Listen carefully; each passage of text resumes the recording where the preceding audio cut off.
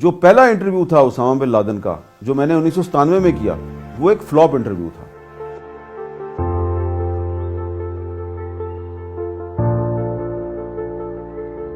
Secretariat کا clerk تھا, وہ آیا, اس کی ماں فوت ہو گئی تھی, تو وہ اس نے کہا جی وہ امین فیض صاحب نہیں ہے, تو انہوں نے کہا تھا تم حامد میر کو جا کے دے دینا. تو وہ اس کی ماں کے چیلم کی خبر تھی, اس نے چیلم کی خبر لگوانی تھی, تو وہ اس نے مجھے خبر دی, میں نے اس کی خبر لگوا دی. وہ بڑا خوش ہوا, اس نے کہا جی میرے کو ایک خبر ہے, اے تسی لے لو. تو اس نے جیب سے نا ایک نوٹیفیکیشن نکالا, تو وہ اسلام آباد سے انٹیریئر منسٹری نے چاروں صوبوں کے ہوم ڈپارٹمنٹس کو خط لکھا تھا کہ یہ انڈیا سے فلاں اس نام کے ٹیررسٹ جو ہیں وہ پاکستان میں داخل ہو گئے ہیں, اور یہ جو 3 بجے آل انڈیا ریڈیو کا جو فرمائشی فلمی نغموں کا پروگرام لگتا ہے, اس پروگرام سے ان کو انسٹرکشن ملے گی اور یہ لاہور میں 3-4 جگہ پہ دھماکہ کریں گے, تو اس لیے آپ اپنے انتظامات کر لیں. یہ وہ میں نے مناسب سمجھا, میں نے اس کی خبر بنا کے دے دی.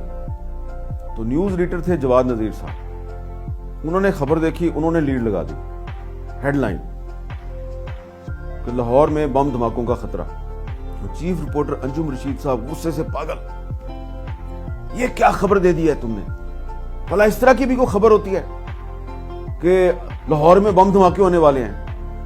میں نے کہا جی میرے پاس اس کا ثبوت موجود. انہوں نے مجھے ایک گالی دی اور کہا اب بم دھماکے کا بھی کوئی ثبوت ہوتا ہے؟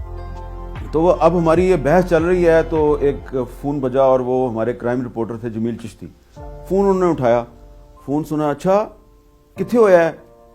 High court. اچھا میں کیمرہ مین بھیج رہے ہیں. میں کہا سر کیا ہوا؟ اس نے کہا دھماکہ ہو گیا. تھوڑی دیر بعد پھر فون کی گھنٹی بجی, کیا ہوا؟ ریلوے اسٹیشن دھماکہ ہو گیا. اب جناب میں پریشان, میں نے کہا یہ تو خبر آہستہ آہستہ سچی ثابت ہو رہی ہے.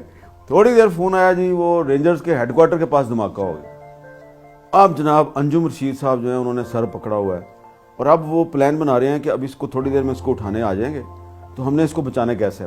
تھوڑی دیر میں کچھ انٹیلیجنس ایجنسیز کے لوگ آ گئے, انہوں نے کہا ہاں جی آپ کی خبر ہے بائی لائن حامد میر سے, اس کا سورس بتائیں. میں نے کہا سورس آپ ہیں؟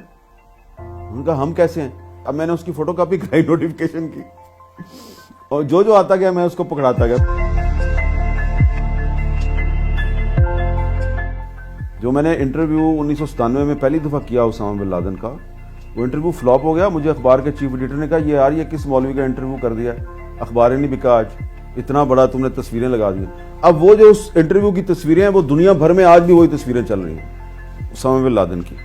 تو پہلی دفعہ میں اس تک ایسے پہنچا کہ ایک سیمینار تھا, تو وہاں پر بھی محترمہ بے نظیر بھٹو کو آسمہ جہانگیر نے یہ سوال کیا کہ آپ طالبان کی حکومت کو کیوں ریکگنائز کرنا چاہتی ہیں, ابھی کیا نہیں تھا.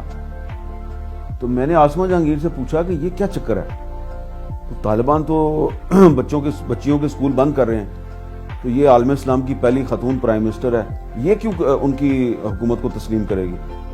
تو مجھے آج بھی یاد ہے, انہوں نے مجھے پنجابی میں کہا تو پاگل ہے گئے, تیرے نہیں پتا ہے امریکہ نے ڈنڈا دیتا ہوا ہے. تو میں اس فریم آف مائنڈ میں تھا.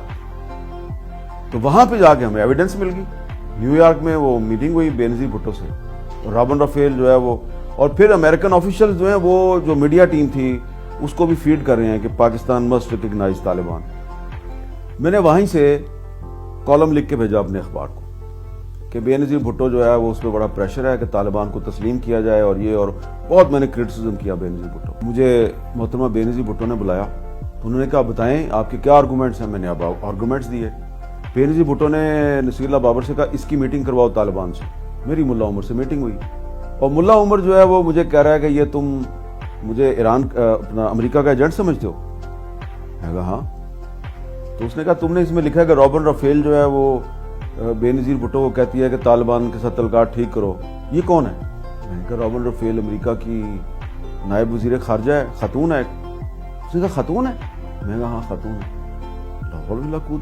ایک خاتون میری حمایت کر رہی ہے. تو میں نے اندازہ لگایا کہ یہ تو بالکل ہی فارغ آدمی ہے. تو کہتے ہیں اچھا اگر تمہیں میں امریکہ کے ایک دشمن سے تمہاری ملاقات کروا دوں تو پھر تم یہ لکھو گے کہ میں امریکہ کا ایجنٹ نہیں ہوں. میں نے کہا کون دشمن ہے؟ اس نے کہا اسامہ بن لادن. اب میں اس کو جانتا ہی نہیں تھا. میں نے کہا ہاں آئیں بائیں شائیں کر کے میں آ گیا واپس. تھوڑے دن گزرے تو مجھے طالبان کے لوگوں نے کانٹیکٹ کیا اور انہوں نے کہا جی ہمارے امیر نے آپ کے ساتھ ایک وعدہ کیا تھا تو وہ کہہ رہے ہیں کہ وعدہ پورا کرنا ہے تو آپ افغانستان چلیں. تو اس طرح پھر وہ اسامہ بن لادن کا وہاں پر انٹرویو ہوا. دوسرا انٹرویو 1998 میں کیا جو روزنامہ اوصاف میں شائع ہوا, اور تیسرا انٹرویو تھا جو وہ 9/11 کے بعد کیا.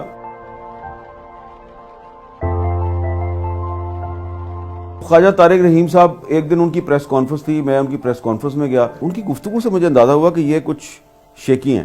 تو میں نے اعجاز الحق صاحب سے پوچھا کہ پیپلز پارٹی کے منسٹرز جو ہیں وہ بڑے پریشان ہیں, لگتا ہے کہ ان کی حکومت ختم ہونے والی ہے. انہوں نے کہا یہ تھوڑے دنوں کی بات ہے. اب میرے مولانا کوثر نیازی صاحب سے تعلقات, میں نے ان سے پوچھا تو انہوں نے کہا برخوردار بے نظیر بھٹو کی برطرفی کے لیے جو غلام اسحاق خان نے تقریر تیار کی ہے وہ آپ کے اس انکل نے ہی لکھی ہے. میں نے جب ان کی یہ بات سنی میں نے کہا نیازی صاحب یہ تو آپ مجھے بہت بڑی خبر دے رہے ہیں. اس نے کہا میرا نام نہیں دینا. میں نے کہا اچھا. میں نے کہا اب تو میرا ٹرپل چیک ہو گیا, میرے پاس تو اب 3 سورس ہو گئے. تو انہوں نے پوچھا کون کون سے. میں نے کہا طارق رحیم, اعجاز الحق اور آپ. تو اس نے کہا جب تم خبر دو گے تو تم پکڑے جاؤ گے, تم اٹھا لیے جاؤ گے. میرا نام نہیں لینا اور اعجاز الحق کا نام بھی نہیں لینا. نام اگر لینا تو طارق رحیم کا. میں نے کہا اس کا نام کیوں لوں, جیسے ہی تم اس کا نام لوگے تمہیں چھوڑ دیں گے. تو مجھے ان کی بات کی سمجھ نہیں آئی. جیسے میں نے خبر دی تو آدھے پونے گھنٹے کے بعد نیچے کو لوگ آ گئے دفتر میں. انہوں نے مجھے نیچے بلایا, وہ گاڑی میں ڈالا اور لے گئے. جب انہوں نے پوچھنا شروع کیا سورس بتاؤ, خبر کا سورس بتاؤ, تو میں جناب وہاں پر ڈٹ گیا کہ نہیں میں سورس نہیں بتاؤں گا اور رپورٹر سے آپ سورس نہیں پوچھ سکتے. اس نے ایک کدھر چھانپڑ لگایا مجھے. پھر اس نے کہا اس کے کپڑے اتارو. اب مجھے سمجھ آ گئی کہ یہ فوجی ہیں اور یہ کپڑے ضرور اتاریں گے. اور جب انہوں نے کپڑے اتارنے شروع کیے صرف جب میرا انڈر ویئر رہ گیا, میں نے کہا اچھا یار میں آپ کو نام بتا دیتا ہوں. میں نے کہا مجھے خبر طارق رحیم صاحب نے دیا. تو وہ بندہ فوراً بھاگ کے گیا. تھوڑی دیر میں واپس آیا, 2 بندے مجھے پھینٹی لگا رہے تھے. سر نے کہا اس کو چھوڑ دو. مجھے چھوڑ دیا. کچھ دنوں کے بعد پھر میں طارق رحیم کے پاس گیا. یہ آپ کا نام لے کے مجھے چھوڑ دیا انہوں نے. تو چکر کیا ہے؟ انہوں نے اس زمانے کے جو ڈی جی ISI تھا ان کا نام لیا. او میرا یار ہے نا.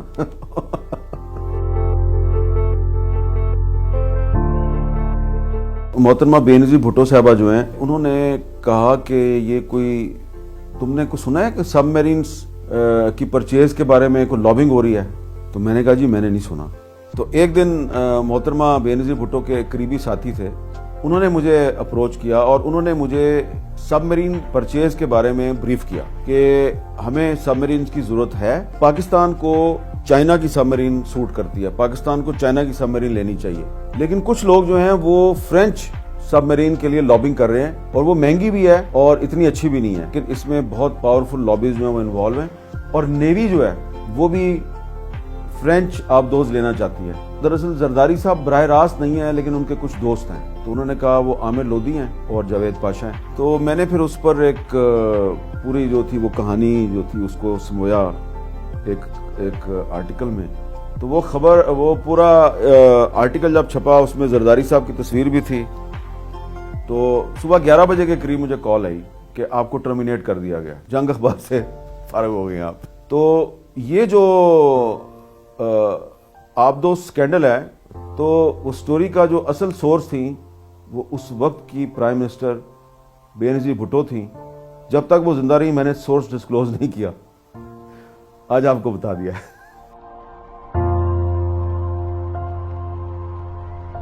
2006 کی اسرائیل لبنان جنگ تھی, اس میں حزب اللہ تھی. ہم جس جگہ بمباری ہو رہی تھی اس کی طرف چلتے گئے بالکل. اب بمباری مسلسل ہو رہی ہے اور صرف جہاز نہیں آ رہے, ہیلی کاپٹر بھی آگے مار رہے ہیں. تو ہمیں پتہ چل گیا کہ اب اسرائیلی طیارے جو ہیں ان کا ٹارگٹ حزب اللہ کا ہیڈ کوارٹر ہے. ہم اس کے بالکل قریب پہنچ گئے اور ہم نے ایسے ویژول کیپچر کیے کہ جہازوں سے باقاعدہ بم گر رہے ہیں. یہ کہہ لیں کہ بڑی خبر کی تلاش کہ بم گر رہا ہو اور عمارت تباہ ہو رہی ہو اور مجھے وہ ویژول مل جائے. تو اب کیمرہ مین بھی مجھے کہہ رہا ہے سر بس کرو. میں کہا نہیں اور آگے چلو. تو جو ٹیکسی ڈرائیور تھا اس نے ہمیں کہا کہ بس اب تم کیونکہ مرنا چاہتے ہو تو میں تمہارے ساتھ نہیں جاؤں گا, تم پیدل ہی بالکل ڈینجر زون میں داخل ہو گئے. جیسے ہم داخل ہوئے تو یہ سائڈوں سے ادھر سے حزب اللہ کے فائٹر وہ نکلے, انہوں نے پکڑ لیا اور انہوں نے کچھ نہیں پوچھا ہم سے کہ تم کون ہو, کدھر سے آئے. انہوں نے سیدھا سیدھا کہا کہ تم جاسوس ہو. اور قریبی ایک عمارت میں ایک جیل تھی, وہ جیل میں جا کے بند کر دیا. وہ جس عمارت میں وہ جیل تھی اس پر بھی بمباری شروع ہو گئی. اب جب بم گر رہے ہیں تو میں نے قرآنی آیتیں پڑھنی شروع کر دیں, دعائیں پڑھنی شروع کر دیں, لا الہ الا انت سبحانک انی کنت من الظالمین. تو وہ حزب اللہ کے جو گریلے تھے جو وہاں پہ موجود تھے, وہ میری طرف بڑا غور سے انہوں نے دیکھنا شروع کیا, قریب آ کے سننا شروع کیا, اور پھر انہوں نے ٹوٹی پھوٹی انگریزی میں مجھے کہا کہ تم تو مسلمان ہو. میں نے کہا مسلمان ہوں. کدھر سے آئے ہو؟ میں نے کہا پاکستان سے. تو ادھر کیا کر رہے تھے؟ میں نے کہا ہم تو رپورٹنگ کر رہے ہیں, ہم تو جو اسرائیل کی جو بمباری ہے اس کو ایکسپوز کرنا چاہتے ہیں. خیر انہوں نے وہ جیل کا لاک کھولا اور کہا بھاگ جاؤ یہاں سے. میں نے پہلے تو لال مسجد کے اندر جا کے ایک پروگرام کیا جس میں مولانا عبدالعزیز نے اور عبدالرشید غازی نے ایگری کیا کہ ہم مذاکرات کے ذریعے مسئلہ حل کرنا چاہتے ہیں. اب پرویز مشرف صاحب جو ہیں وہ مذاکرات کا ڈرامہ کر رہے تھے لیکن مذاکرات کو کامیاب نہیں بنانا چاہتے تھے. اس میں یہ تھا کہ جو لوگ اندر اسلحہ لے کے گھسے ہوئے تھے وہ لوگ, ان لوگوں نے دراصل مولانا عبدالعزیز اور عبدالرشید غازی کو ہوسٹیج بنایا ہوا تھا, اور ان کو ایک بڑی سی گاڑی جو ہے وہ آتی تھی, اور ایک شفٹ کا جب کام ختم ہو جاتا تھا تو پھر دوسری شفٹ کام سنبھالتی تھی اور ایک وہ دوسری شفٹ نکل جاتی تھی. اسلام آباد پولیس کو سارا پتا تھا لیکن وہ کچھ کر نہیں سکتے. ہم نے کہا کہ ہم اس کو ایکسپوز کرتے ہیں. اب جب پولیس کو تھوڑی سی سپورٹ ملی میڈیا کی تو پولیس نے بھی سوچا کہ ہم بھی اپنی کارروائی ڈالیں. اب وہ گاڑی اندر گئی, گاڑی میں اسلحہ ہے, اندر سے جو لوگ جنہوں نے لال مسجد پہ قبضہ کیا ہوا ہے وہ ایک شفٹ ختم ہوئی یا دوسری شفٹ کو لے کے وہ جب نکلے ہیں, وہ گاڑی فیض آباد چوک کے پاس پہنچی, وہاں پولیس نے ناکہ لگایا ہوا تھا. اس گاڑی کے پیچھے ہماری گاڑی تھی, پولیس نے روکا. اب پولیس نے اسلحہ ریکور کرنا شروع کیا, بندے گرفتار کر لیے. ہم نے وہ ساری فلم بنا لی, اور اس سے پہلے کہ وہ پولیس اعلان کرے ہم نے پہلے سٹوری بریک کر دی. مجھے پرویز مشرف نے بلا لیا اور اس نے کہا جی کہ یہ تم ڈبل گیم کیوں کہہ رہے ہو؟ میں نے کہا جی کہ اندر جو بندے ہیں وہ آپ کے ہیں. میرے کیوں ہوں گے؟ میں نے کہا آپ دراصل پورے انٹرنیشنل کمیونٹی کو ایک تاثر دینا چاہ رہے ہیں کہ یہ جو لائرز کی موومنٹ چل رہی ہے آپ کے خلاف, اگر یہ موومنٹ ختم ہو گئی تو پاکستان میں ایکسٹریمسٹ پاور میں آ جائیں گے, اور اس سے آپ ڈرانا چاہتے ہیں ویسٹ کو, امریکہ کو, تاکہ آپ کی نوکری بچی رہے. انہوں نے کہا ثبوت پیش کرو. میں نے کہا ثبوت یہ ہے کہ جو وہاں بندہ پکڑا گیا ہے وہ ایک وانٹڈ ٹیررسٹ ہے, اور اس کو پولیس نے گرفتار کیا, یہ مقدمہ نمبر ہے, یہ مقدمہ درج ہوا ہے, فلاں تھانے میں ان کو بند کیا گیا, اور وہاں سے اس کو آپ کے لوگ نکال کے لے گئے, اور وہ بندہ اب دوبارہ لال مسجد میں بیٹھا ہوا ہے. اب جناب اس کا منہ لال ہو گیا کہ یہ تو اس نے میری پوری گیم ایکسپوز کر دی ہے. تو اس نے کہا اس کا کیا ثبوت ہے؟ میں نے کہا سیکرٹری داخلہ سے پوچھو فون کر کے. کمال شاہ صاحب سیکرٹری داخلہ تھے.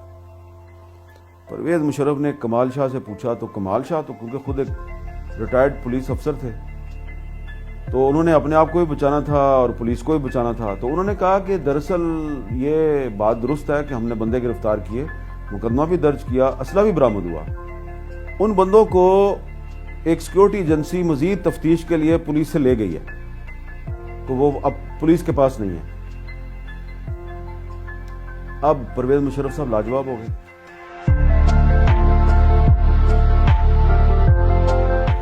19 اپریل 2014 کو جو مجھ پہ حملہ ہوا تو وہ بلیم ISI کو کیا گیا, اور اس کے ساتھ آپ کو میں یہ بھی بتا دوں کہ میں نے جو ایک حملے سے پہلے ایک ای میل لکھی, اور ای میل میں نے کہا تھا کہ اگر مجھ پہ حملہ ہوا تو رسپانسبلٹی عائد ہوگی جنرل ظہیر الاسلام پہ, بریگیڈیئر زاہد پہ اور احسان اللہ احسان پہ. اب نام صرف DG ISI کا آیا. بعد میں جب سپریم کورٹ کا ایک 3 رکنی انکوائری کمیشن بنا اور میں اس کے ساتھ جب بھی مجھے بلایا میں اس کے سامنے پیش ہوا, میں نے اپنے آرگومنٹ پیش کیے. جب بھی جنرل ظہیر کو بلایا گیا وہ نہیں گئے. آج تک رپورٹ سامنے نہیں آئی. جو رپورٹ سامنے آئی ہے وہ ایک کنکاکٹڈ رپورٹ ہے, جعلی رپورٹ ہے جس پہ کوئی دستخط نہیں ہے.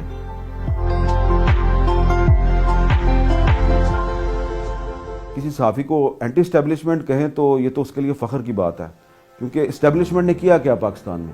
اسٹیبلشمنٹ کے کھاتے میں کون سی اچھی بات ہے؟ کوئی ہے اچھی بات؟ اسٹیبلشمنٹ نے پاکستان میں مارشل لا لگائے، پاکستان کو کمزور کیا۔ پہلا جو ملٹری ڈکٹیٹر تھا ایوب خان، پاکستان کے فوجی اڈے امریکہ کو دیے۔ لوگ کہتے ہیں ایوب خان کا دور جو ہے جی وہ بہت ترقی کا دور تھا۔ خاک ترقی کی، آپ نے پاکستان میں صدارتی نظام عائد کیا اور آپ نے پاکستان کو کمزور کیا۔ پاکستان کے 3 دریاؤں کا پانی جو ہے وہ آپ نے انڈیا کے کنٹرول میں دے دیا۔ تو میں تو مانتا ہی نہیں کہ جو ملٹری ڈکٹیٹرز ہیں انہوں نے پاکستان کے بھلے کا کوئی کام کیا ہے۔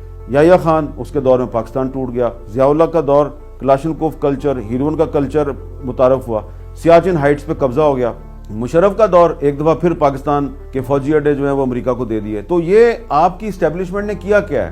اینٹی اسٹیبلشمنٹ ہونے کا مطلب یہ نہیں ہے کہ آپ اینٹی آرمی ہیں، کیونکہ اسٹیبلشمنٹ میں صرف فوج نہیں آتی، اسٹیبلشمنٹ میں آتی ہے فوج کی قیادت، کچھ جرنیل، کچھ ٹاپ کے بیوروکریٹ، کچھ ججز اور ان کے ٹاؤٹ سیاستدان، یہ ہے آپ کی اسٹیبلشمنٹ، ٹھیک ہے؟ اب فوج جو ہے اس میں صرف جرنیل نہیں ہے، فوج میں وہ جوان بھی ہے جو سرحدوں پر آپ کے وطن کی خاطر سینے پہ گولی کھاتا ہے اور شہید ہوتا ہے۔ تو وہ جو شہید ہے وہ تو میرا ہیرو ہے، وہ میرا بھی شہید ہے۔ میرا تعلق جرنلزم کے جس اسکول آف تھاٹ سے ہے اس میں ان بائسڈ جرنلزم کوئی چیز نہیں ہے۔ یہ نظریہ بالکل غلط ہے کہ صحافی کو غیر جانبدار ہونا چاہیے۔ صحافی کیسے غیر جانبدار ہوگا؟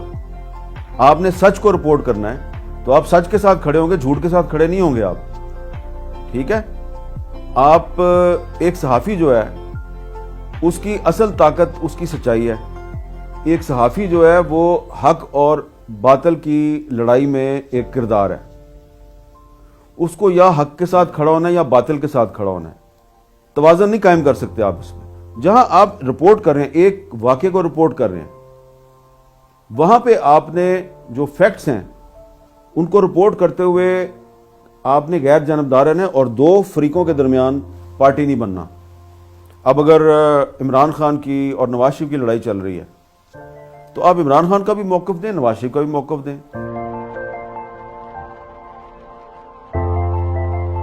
دیکھیں، میں اخبار میں لکھنا میں نے شروع کر دیا تھا جب میں اسکول کے زمانے میں پڑھتا تھا۔ تو میں نے ایک دفعہ ایک کہانی لکھ کے تو ایک مشرق اخبار لاہور سے نکلتا تھا اس کو بھیج دی، تو وہ ان کا ایک ایڈیشن ہوتا تھا بچوں کا مشرق، تو انہوں نے اس میں چھاپ دی۔ میں بتاتا کسی کو نہیں تھا کہ میری چیز چھپ گئی ہے۔ تو یہ سلسلہ چلتا رہا۔ تو ایک دن مجھے یاد ہے کہ ڈان کا جو یوتھ کا پیج تھا، بہرحال مجھے اب یاد نہیں ہے، تو میرا ایک آرٹیکل چھپا تو میری والدہ نے کہیں دیکھ لیا، تو شام کو انہوں نے میرے والد صاحب کو بڑے فخر سے بتایا کہ یہ حامد کا ڈان میں یہ آرٹیکل چھپا ہے۔ میرے والد صاحب نے مجھے بلایا تو انہوں نے مجھے کہا کہ یہ تم کس کام میں پڑ گئے ہو، تم اپنی تعلیم پہ توجہ دو، اور یہ اگر تم جرنلسٹ بننا چاہتے ہو تو یہ کوئی اچھا آئیڈیا نہیں ہے، یہ تم اس طرف نہیں آؤ۔ تو میں نے تھوڑی سی بحث کی تو انہوں نے کہا کہ بھائی بات یہ ہے کہ میں ہوں نا تمہارے سامنے۔ کچھ سال کے بعد ان کا انتقال ہو گیا، تو اس وقت میں نے بی اے کا امتحان دیا ہوا تھا، تو میرا ابھی رزلٹ نہیں آیا تھا، تو ہمارے گھر پہ محترمہ بے نظیر بھٹو آئیں تعزیت کے لیے۔ تو جب واپس جا رہی تھیں تو انہوں نے مجھے پوچھا کہ young man what do you do? تو میں نے ان کو کہا کہ جی میں کرکٹ کھیلتا ہوں۔ تو انہوں نے کہا no you should follow the footsteps of your father.